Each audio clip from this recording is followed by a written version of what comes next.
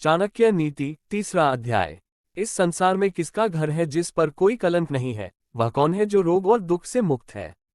कौन हमेशा खुश रहता है? मनुष्य के परिवार की ख्याति उसके आचरण से होती है, उसके देश की ख्याति मनुष्य की बातों से बढ़ती है, उसके सम्मान से उसके प्रेम में वृद्धि होती है और उसके भोजन से उसके शरीर का निर्माण बढ़ता है। लड़की की शादी अच्छे परिवार में होनी चाहिए। पुत्र को अच्छी शिक्षा देनी चाहिए, शत्रु को आपत्ति और परेशानी में डालना चाहिए और मित्रों को धार्मिक कार्यों में लगाना चाहिए। दुष्ट और सांप में अंतर यह है कि सांप तभी डंक मारेगा जब उसकी जान को खतरा होगा, लेकिन दुष्ट उसे हर कदम पर नुकसान पहुंचाने की कोशिश करेगा। राजा लोग अच्छे परिवार के लोगों को अपने आसपास रखते हैं क्योंकि ऐसे लोग उन्हें न तो शुरुआत में छोड़ते हैं, न बीच में और न ही अंत में। जब प्रलय का समय आता है तो समुद्र भी अपनी हदें छोड़ देते हैं या किनारे तोड़ देते हैं, लेकिन महाविनाश जैसी भयानक आपत्तियों और विपदाओं के सामने भी सज्जन अपनी सीमा नहीं बदलते।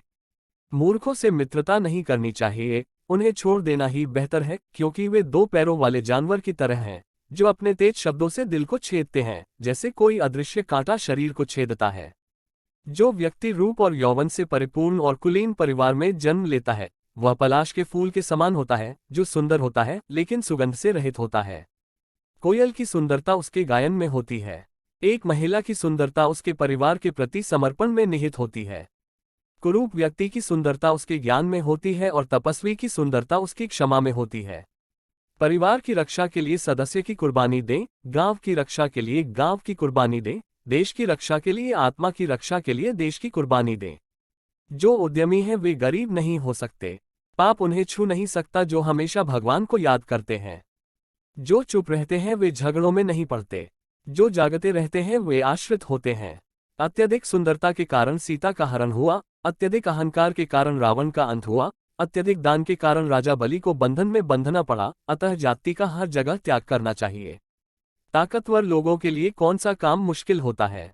व्यवसायियों के लिए कौन सी जगह दूर है? विद्वानों के लिए विदेश में कोई देश नहीं है, मधुबनी का कोई दुश्मन नहीं है।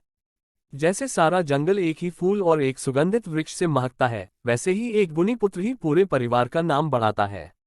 जिस प्रकार एक मुरझाया हुआ जलता हुआ वृक्ष सारे जंगल को जला देता है, उसी प्रकार एक दुष्ट व्यक्ति पूरे परिवार के मान सम्मान को नष्ट कर देता है। एक विद्वान और गुणी व्यक्ति के इकलौते पुत्र के कारण पूरा परिवार उसी तरह खुश रहता है जैसे चंद्रमा के हटने पर रात जागती है। दुख निराशा पैदा करने वाले इतने बेटे होने से क्या फायदा? इससे अच्छा है कि एक ही पुत्र हो जो पूरे घर को सहारा और शांति दे सके। 5 वर्ष तक पुत्र को प्रेम और प्रेम से पालना चाहिए, 10 वर्ष तक डंडे से डराना चाहिए। लेकिन जब वह 16 साल का हो जाए तो उसके साथ एक दोस्त की तरह व्यवहार करें। वह व्यक्ति सुरक्षित हो सकता है जो निम्नलिखित परिस्थितियों के उत्पन्न होने पर भाग जाता है। 1. भयानक आपदा। 2. विदेशी आक्रमण। 3. भीषण अकाल। 4. दुष्ट व्यक्ति की संगति। जो व्यक्ति निम्नलिखित चीजें नहीं कमाता, वह बार बार जन्म लेकर मर जाता है।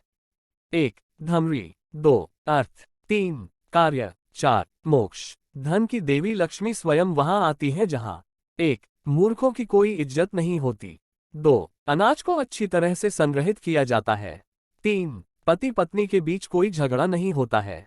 तीसरा अध्याय समाप्त होता है। धन्यवाद। आपका दिन शुभ हो।